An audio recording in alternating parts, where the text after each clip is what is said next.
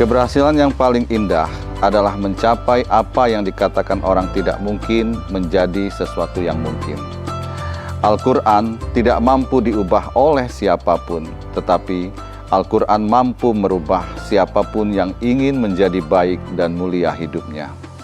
Mari kita tetap semangat, produktif, kreatif dalam berkarya dan mencari keberkahan di bulan Ramadan ini. Memang lezat menyantap lakso, lakso dibeli di Kertapati. Memang nikmat bulan puasa, sucikan diri, bersihkan hati. Jalan-jalan ke Palembang, jangan lupa beli laksan. Kalaulah hati ingin tenang, perbanyak ibadah di bulan Ramadan. Saya, Insinyur Basaruddin Ahmad MSc, mengucapkan selamat menunaikan ibadah puasa.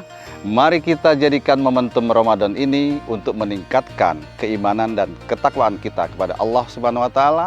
Semoga di bulan Ramadan ini, bulan yang penuh rahmat dan berkah ini, kita senantiasa mendapatkan kesehatan, keselamatan, dan keberkahan dari Allah Subhanahu wa Ta'ala. Amin ya Rabbal Alamin.